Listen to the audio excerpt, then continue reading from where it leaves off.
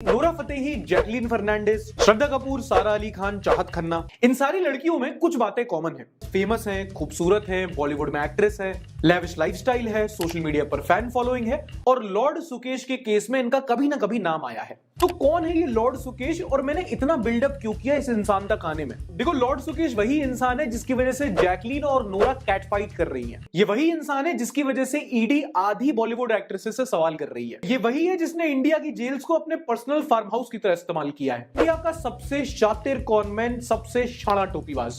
देखो, बड़ा पेचीदा सा केस है जिसमें एक बिजनेसमैन से 200 करोड़ रुपए का एक्सटॉर्शन शामिल है और कई सारी बॉलीवुड एक्ट्रेसेस के नाम आते रहते हैं और अमूमन वही हेडलाइंस बनाते रहते हैं। बट मुझे लगता है कि इस कहानी का जो मेन कैरेक्टर है सुकेश चंद्रशेखर, उनकी उतनी एनालिसिस हुई नहीं है जितनी होनी चाहिए, क्योंकि ये वो इंसान है जिसे आप इंडिया का most charming and in some cases inspiring conman कह सकते हो। इसने ना सिर्फ लोगों से करोड़ों रुपए वसूले, कई एजेंसीज को सी बनाया, जेल अथॉरिटीज को बनाया और आज की डेट में बॉलीवुड की दो सबसे हॉट एक्ट्रेस इसके पीछे लड़ रही हैं। भाई मैं तो फैन हो गया। Sukesh Chandrashekhar, a con man. Bevy of high-end cars, swanky sea-facing villa, मैं बात कर रहा हूँ आज के दौर के नटवरलाल यानी सुकेश चंद्रशेखर की। a walk-in closet filled with top designer clothes, Sukesh Chandrashekhar को कथित रूप से दिनाकरण से पैसे लेने के आरोप में पकड़ा गया था। अच्छा, let's rewind from where it all started. Sukesh Chandrashekhar Bangalore का एक conman who came from nothing. Bangalore के ही एक स्कूल में पढ़ते थे ये और इनकी भी वही कहानी थी, अमीर दोस्त अपन गरीब, फुल पावर इंफीरियोरिटी कॉम्प्लेक्स। और जैसे हर दूसरा जीनियस एक ड्रॉप आउट होता है, ये भाई भी स्कूल में ही पढ़ाई छोड़ दिए कि मैं नहीं पढ़ूंगा, मेरे बारे में पढ़ाया जाएगा। शुरुआत इन्होंने छोटे मोटे क्राइम से ही की। 2006 में जब ये महज 17 साल के थे तब इन्होंने बैंगलोर के पुलिस कमिश्नर के फेक साइन कर लिए थे उस डॉक्यूमेंट पे जो कहता था कि ये स्टेट में कहीं भी कार चला सकते हैं। कमिश्नर के साइन कॉपी किए थे और ये कितने साल के थे? 17 का यार, बहन का। उसके बाद ये भाई फिर हेरा फेरी के राजू से ब्लफ मास्टर के अभिषेक बच्चन की तरफ बढ़े। बहुत लोगों का काटा, कभी अधिकारी बनकर जॉब दिलाने के बहाने, कभी बिजनेसमैन से फिरौती मांग ली, कभी बैंक लूट लिया, कभी कोई फर्जी स्कीम चला दी। दिन रात मेहनत करके ये आईटी यूएस ऑफिसर बने। इसकी टोपी उसके सर। भाई का सबसे फेवरेट मॉडस ऑपरेंडी था जब ये किसी बड़े पॉलिटिशियन का एक रिश्तेदार बनते थे और लोगों से पैसे ठगते थे और इसी स्कीम के तहत इन्होंने कम से कम 100 लोगों से 75 करोड़ रुपए ठगे। और ये इतनी कन्विक्शन से अपनी आइडेंटिटी फेक करता था कि लोग मान भी जाते थे, बन भी जाते थे। और 10 साल तक ऐसा ही चला। फिर इनका 2017 में अरेस्ट हुआ। जब पता ये क्या कर रहे थे, ये तमिलनाडु के एक विधायक से इलेक्शन कमीशन को घूस देने के लिए पैसा वसूल रहे थे। एक एमएलए से घूस ले रहा था इलेक्शन कमीशन को घूस देने के लिए।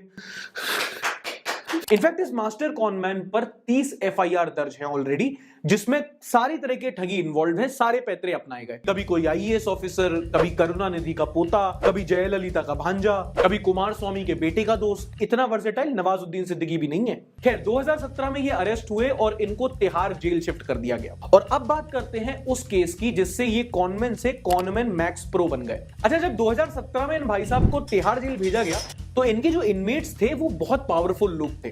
अगर आपको तिहाड़ जेल नहीं पता है तो दिल्ली में सिचुएटेड एक जेल है जिसमें बहुत हाई प्रोफाइल केसेस में जो लोग शामिल हैं उनको लॉन्च किया जाता है। अब उसमें से ही एक थे रेनबैक्सी ग्रुप के प्रमोटर और फोर्टिस हेल्थ केयर के वीसी शिवेंद्र सिंह, अरबपति आदमी। सुकेश ने अपना तिकड़म वाला दिमाग लगाया, इनके बारे में पता किया और ये नोटिस किया कि इनकी पत्नी है अदिति सिंह, वो इनसे मिलने के लिए कई दफा जेल आती है। पता चला कि बलमा घोड़े पर सवार है, जेल से निकलने को बेकरार है। और फिर सुकेश ने तिहाड़ जेल से अपने साथ वाले कैदी की पत्नी अदिति सिंह को कांटेक्ट किया और बड़ी चालाकी से स्टोरी बनाई। मुझे पता है कि आप अपने पति को जेल से निकलवाने की बात कर रही हैं, उस मामले में मैं आपकी मदद कर सकता हूं और आपको प्राइम मिनिस्टर ऑफिस से कनेक्ट करा सकता हूं। और मैडम मान गई और फिर किसी दूसरे नंबर से प्राइम मिनिस्टर ऑफिस बताकर अदिति सिंह को कांटेक्ट किया और बोला हम आपके पति को जेल से निकलवा देंगे, बट अगर पार्टी फंड से थोड़ा पैसा मिल जाता तो बढ़िया रहता। मैडम जी ने कहा ठीक है, ये लो जी 20 करोड़। फिर उन्होंने कहा और पैसे चाहिए मैडम पार्टी फंड के लिए, अगला इलेक्शन आ रहा है। मैडम ने कहा 30 करोड़ लो। फिर उन्होंने कहा और चाहिए 10 करोड़, 50 करोड़, करोड़ करोड़ करोड़। और फिर जेल के अंदर से ही इसने prime minister office, home minister office, ये अधिकारी वो अधिकारी बनकर अदिति सिंह को ठगा और 30 अलग अलग मौकों पर पैसे वसूले to the tune of 200 crore. 200 crore रुपए ले लिए इसने। सही खेल गया बेंच। फिर कई महीनों बाद और कई इलेक्शंस के बाद जब अदिति सिंह ने देखा कि भाई उनके पति का तो निकलने का कहीं नामो निशान नहीं है, बस पैसे मांगे जा रहे हैं, तो उनको शक हुआ और उन्होंने पुलिस में कंप्लेंट लिखाई। पुलिस को उन्होंने कॉनमैन का नंबर दिया और जब अमाउंट बताया तो पुलिस के भी भेजे खुल गए। और फिर जब पुलिस की इकोनॉमिक ऑफेंस विंग ने पता लगाया तो बोला कि मैम हम आपके आरोपी को नहीं पकड़ सकते क्योंकि वो ऑलरेडी हमारे पास है, तिहाड़ जेल में बंदे, आओ मिलते हैं। गजब टू भी बाज आदमी। देखो ये वीडियो अब तक आप जैसे भी देख रहे हो, जहां से भी देख रहे हो, स्टैंडिंग ओवेशन दे दो। इसने बहुत लोगों का ऑलरेडी काट दिया है। स्टैंडिंग ओवेशन तो डिजर्व करता है ये आदमी। सही खेल गया बेंच।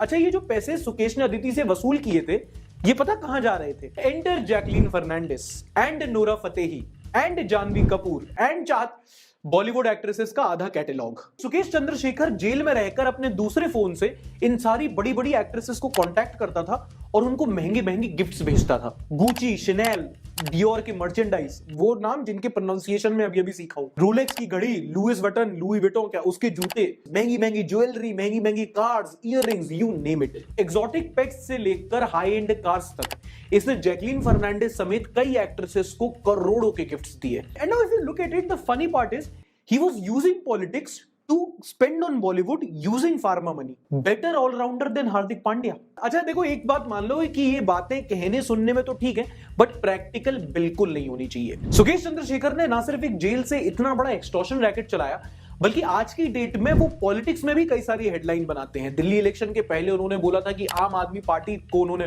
फंड किया था प्रोटेक्शन मनी देने के लिए। तो पॉलिटिक्स में भी इन्होंने तहलका मचा रखा है। ये क्राइम की दुनिया में तो बड़ा नाम बनी चुके थे, और बॉलीवुड की दुनिया में आज जैकलीन फर्नांडिस और नोरा फतेही एक दूसरे के साथ कैट फाइट खेल रही हैं। घर वाली बाहर वाली का केस चल रहा है उन दोनों का।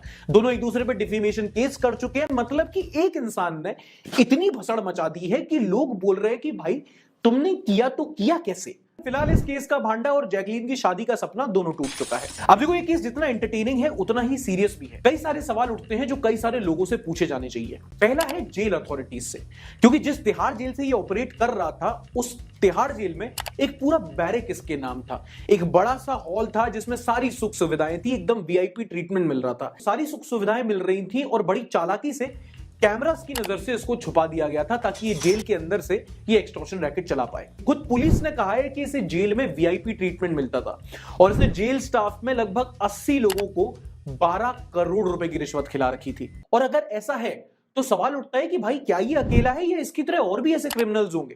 क्या इंडिया की सबसे बड़ी जेल को आप पैसा देकर अपना रिजॉर्ट बना सकते हो? ये जो जेल के अंदर क्रिमिनल्स को पैब्लो एस्कोबार ट्रीटमेंट मिल रहा है, इसका जिम्मेदार कौन है? 200 करोड़ रुपए का एक्सटॉर्शन किया जेल में रहकर, ये छोटी बात नहीं है। दूसरा ये कि ये बेल पर निकलकर करोड़ों रुपए खर्च करता था। चेन्नई में इसका एक बहुत लग्जरी सी फेसिंग अपार्टमेंट था। इसके पास हाई एंड कार्स की एक लड़ी थी, कई नेताओं के साथ पॉलिटिकल कनेक्शन थे।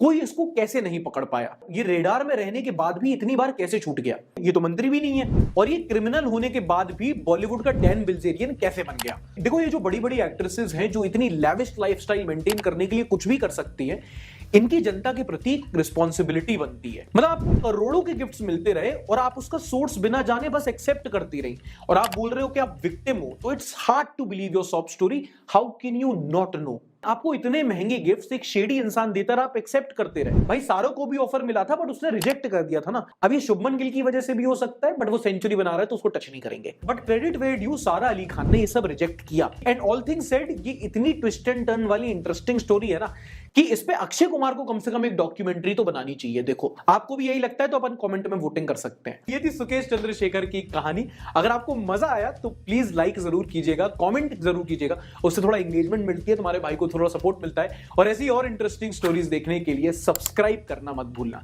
अपना ख्याल रखना, और हाँ, थोड़ा कॉनमैन बाजी कम करना। ज्यादा से ज्यादा दोस्त के 500 रुपए उधार मांग सकते हो।